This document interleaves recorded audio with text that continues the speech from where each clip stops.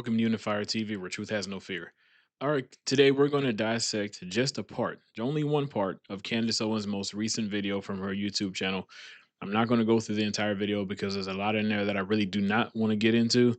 A lot of it's conspiracy, a lot of it's stuff that I'm not even sure is accurate, but that's another topic.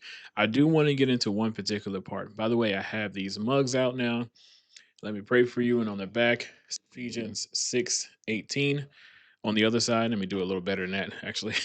Ephesians 6:18 on the back side. Um, Perfect, cool, ceramic on the outside. Awesome finish. Also got these shirts in the shop now. I know my worth because I know the cost. You can find both of these items in my Shopify store, but without further ado, let's go ahead and get into this video. She's revealing some texts that were sent in 2018.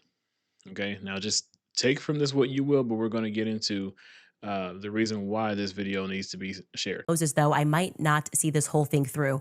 LMAO. If that is the case, be my David. I said, dude, you haven't even realized your power yet. He's like, you're so young, is what I was thinking.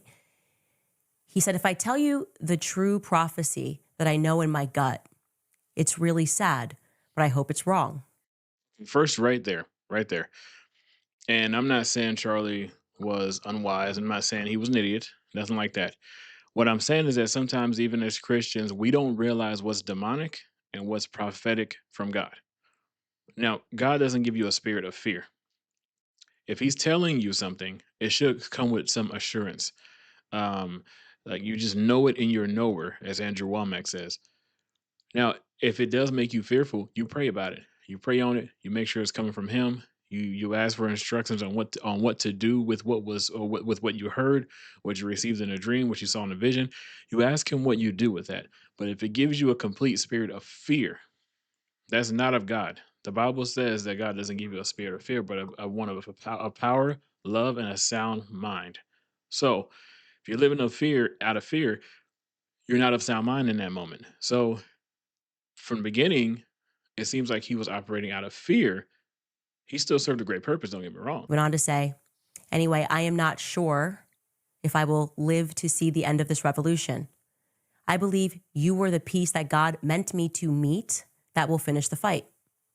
Since the beginning of TPUSA, I knew in my gut that I might get wiped out at any time. I cannot explain it, but I dream about it all the time, like all the time.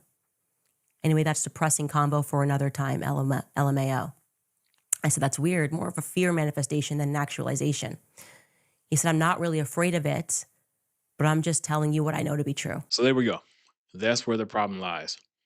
Okay, now the problem I have with how Candace used this video, clearly she saw that it was a fear manifestation as well. I'm not giving her credit for that. What I'm saying is that she saw that it was out of fear.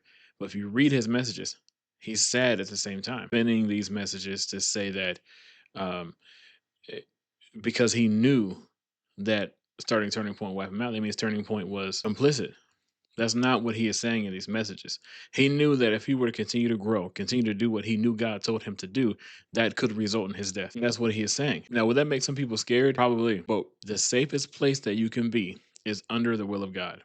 If you're doing what God is telling you to do, that's the safest place on earth. The other thing about this is that a lot of times as Christians, when things are told to us and we have certain dreams, certain visions, certain whatever is going on, a lot of times we accept something that we're not supposed to be accept. Certain things can be spoken over you, and if it triggers a certain thing in your mind and in your heart, you could accept that as fate. You could accept that as prophecy. You could accept that as your path, and it may not be intended as your path. You could cling to something that God did not intend for you to cling to. And next thing you know, something is happening to you that you could have and should have been able to avoid.